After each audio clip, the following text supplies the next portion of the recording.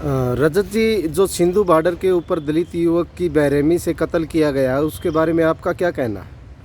देखिए, जो सिंधु बॉर्डर पर एक दलित मज़दूर की हत्या की गई है, उसकी जितनी निंदा की जाए कम है।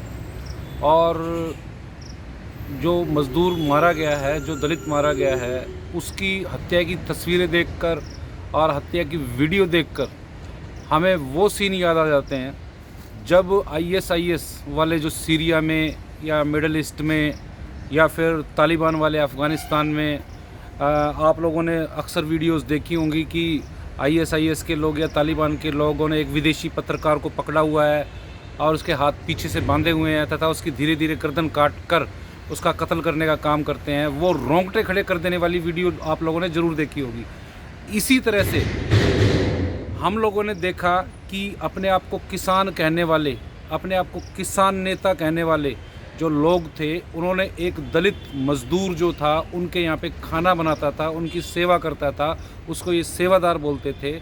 और ये भी सुनने में आया है कि उसको ये उसके ज़िला तरन तारण के गांव से दिहाड़ी पर लेकर आए थे यहाँ पर काम कराने के लिए, और केवल इसलिए उसकी इतनी निर्दयता से हत्या कर दी गई कि उसके ऊपर आरोप ये लगाया इन लोगों ने कि उस मज़दूर ने इनके धर्म ग्रंथ को छू लिया है या धर्म ग्रंथ को लेकर भाग रहा है।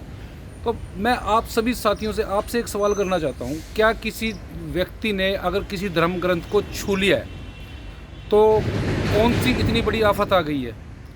हाँ, यहाँ पर उनकी एक मानसिकता ज़रूर जाहिर होती है कि वो धर्म ग्रंथ छूने वाला जो व्यक्ति है जिसकी हत्या की गई है वो दलित समाज से है, इसलिए उनको अपना अपमान महसूस हुआ कि एक दलित समाज के व्यक्ति ने इतने तथाकथित बड़े धर्म का ग्रंथ को कैसे छू लिया। दूसरी एक और नई थ्योरी निकल के आ रही है कि धर्म ग्रंथ को लेकर भाग रहा था। तो दूसरी इस बारे में ये कहना है कि वो धर्म ग्रंथ किसान आंदोलन में धर्म ग्रंथ क्या कर रहा था। अगर उनकी ये बात मान भी ली जाए कि धर्म ग्रंथ को लेकर भाग रहा था, तो क्या केवल जिस धर्म ग्रंथ को लेकर वो भाग रहा था, क्या वो इकलौता धर्म ग्रंथ था दुनिया में? उसके अलावा और कोई धर्म ग्रंथ नहीं थे? तो ये अनर्गल आरोप लगाकर उस युवक को बेरहमी से हाथ पैर काट कर ज़मीन पे डाल दिया गया। और वो व्यक्ति उस धर्म का कितना सम्मान करता था उसका अंदाज़ा इस बात से लगाया जा सकता है कि आपने उसकी वीडियो देखी होगी अंतिम क्षणों की, जब वो ज़मीन पर पड़ा हुआ है और वो उसके ऊपर तलवारें लेकर खड़े हुए हैं और वो हाथ जोड़कर ये कह रहा है कि सच्चे बादशाहों, इनको ताकत दो कि ये मेरी गर्दन उतार दें या मेरा वध कर दें। यानी उसके मन में धर्म के प्रति इतना सम्मान है और उसी के ऊपर आरोप लगाया जा रहा है कि धर्म ग्रंथ का अपमान किया है। और उसके बाद इंसानियत का कत्लेआम जब होता है जब उसके हाथ पैर काटकर उसे एक बैरिकेड पर लटका दिया जाता है। तो हम लोग जो इन किसानों ने इस तरह की गैर इंसानियत की हरकत की है, इसकी जितनी भर्त्सना की जाए, जितनी निंदा की जाए कम है। और इन लोगों की आप हिम्मत देखिए कि अदालत में जाकर ये बोलते हैं कि हाँ हमने किया है क्योंकि हमारे धर्म ग्रंथ की बेअदबी की है। अरे हम लोगों के लिए तो सबसे ज़्यादा सम्मानीय हमारा भारत का संविधान होना चाहिए। इससे बड़ा दुनिया में ना तो कोई धर्म ग्रंथ है और ना कोई अलग बुक है। जी। किसान आंदोलन को कैसे देखते हो रजत जी आप? देखिए, जो किसान आंदोलन है, किसान आंदोलन सबसे पहले किसान आंदोलन में जाने से पहले हमको किसानों की डेफिनेशन का पता करना होगा। कुछ बड़े बड़े जमींदार लोग जिनकी सैकड़ों एकड़ ज़मीनें हैं, जो फॉर्चूनर्स में चलते हैं, जिनके पास कंबाइंस हैं, जिनके पास अल्ट्रा मॉडर्न एग्रीकल्चर इंस्ट्रूमेंट्स हैं, वो लोग वहाँ पर बैठे हुए हैं और अपने आप को किसान क्लेम करते हैं कि हम लोग किसान हैं। और असल में मेरी नज़र में किसान वो है जो वाकई में ज़मीन पर मेहनत करता है, ज़मीन को चीर कर उसमें से फसल पैदा करने का काम करता है।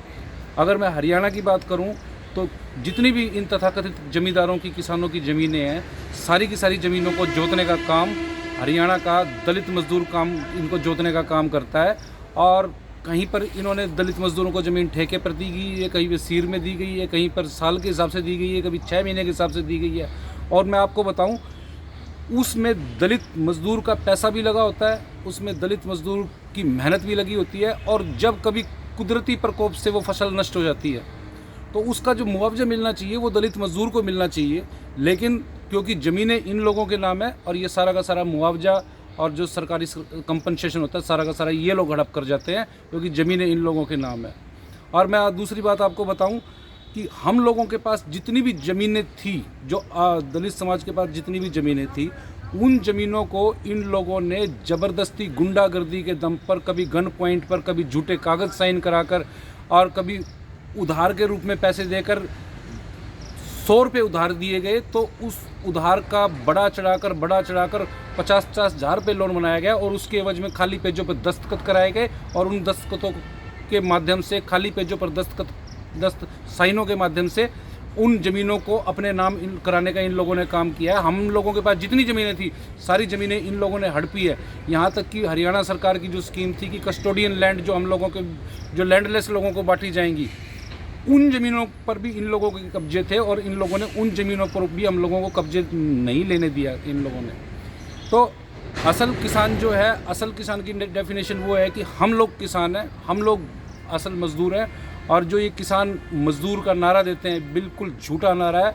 ये दुनिया को दिखाने के लिए नारा है कि हम किसान हैं। ये तो सारे के सारे बहुत जमींदार, लैंडलॉर्ड, एक तो ये तो एग्रीकल्चर कॉरपोरेट्स के लोग हैं जो बहुत पैसे वाले लोग हैं, और ये लोग केवल अपनी ज़मीनों को बचाने की लड़ाई लड़ रहे हैं। ये लोग केवल फसलों की ऊंची कीमतें वसूल करने की लड़ाई लड़ रहे हैं।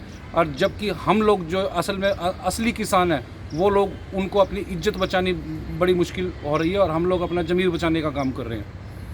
तो आजकल हरियाणा में जो दलितों के ऊपर अत्याचार हो रहे हैं उसमें किसानों का कहाँ तक भूमिका रही है? देखिए, हरियाणा में जो किसान आंदोलन चल रहा है, अगर उसकी हम हरियाणा की बात करें तो ये किसान आंदोलन ना हो के मुख्यमंत्री की कुर्सी पर एक जाति विशेष के व्यक्ति को बिठाने की जद्दोजहद है। और अगर आज हम लोग अगर हरियाणा सरकार या इनको ये कह दिया जाए कि भी मुख्यमंत्री तुम्हारा बना देंगे हम, तो इनका उसी टाइम भी सारा का सारा किसान आंदोलन जो है ख़त्म हो जाएगा। सारी लड़ाई कुर्सी की है। ये चाहते हैं कि हरियाणा में, जब से हरियाणा बना है, ज़्यादातर समय पर मुख्यमंत्री इन लोगों का रहा है, तो अब भी यही चाहते हैं कि किसान आंदोलन की आड़ में राजनीतिक रोटियां सेकी जा रही है और मुख्यमंत्री की कुर्सी पर एक जाति विशेष के व्यक्ति को बिठाने की सारी लड़ाई है। इनका किसानी से, किसानों से, स्कीम से इनको कुछ लेना देना नहीं। इनको पता ही नहीं है कि एक्चुअली कृषि कानून है क्या। अगर इनसे ये पूछ ले कि जो सरकार ने 3 कृषि कानून बनाए हैं उसमें क्या कमियां हैं और क्या अच्छाइयाँ हैं, अगर इनसे इस मेरिट पे सवाल पूछा जाए तो इनके नेताओं के पास कोई जवाब नहीं है। ठीक है, ऊपर से यही किसान लोग जो इनका नेता टिकैत है, ये लोग, अगर हम इसका इतिहास उठा के देख ले, इसका जो बाप था महेंद्र सिंह टिकैत, जो दलित समाज की सर्वमान्य नेता है बहन मायावती जी को, इसने मंच के माध्यम से माँ बहन की गालियाँ बकी थी। और जब बहन जी ने पुलिस केस दर्ज करके इसको गिरफ्तार कराने की कोशिश की, तब ये पैरों में पड़ गया कि जी नहीं, मैं माफ़ी मांगता हूँ, मेरी तो बेटी है, मेरी बहन है। और उसी का ये वंशज जो है राकेश टिकैत, आज यहाँ पर इसके नेतृत्व में एक दलित किसान का कत्ल करने का काम हुआ है।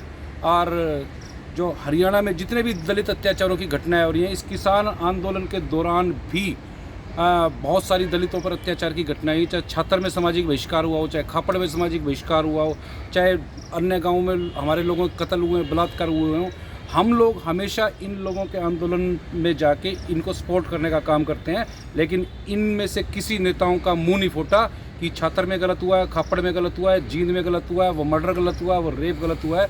इस तरह का इन लोगों के मुंह से कभी कोई हमारे हितैषी आवाज़ हमारे मुंह से नहीं निकली है।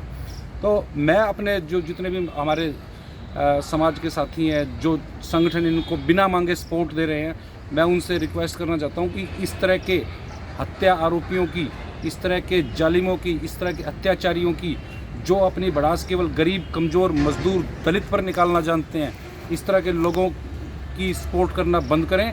और जो इनका आंदोलन है, अगर ये चाहे सफल हुए, चाहे इस आंदोलन में ये फेल हुए, लेकिन इनका दृष्टिकोण दलित समाज के प्रति वैसा ही रहेगा जैसा हमेशा होता है, जो अत्याचार करते आए हैं।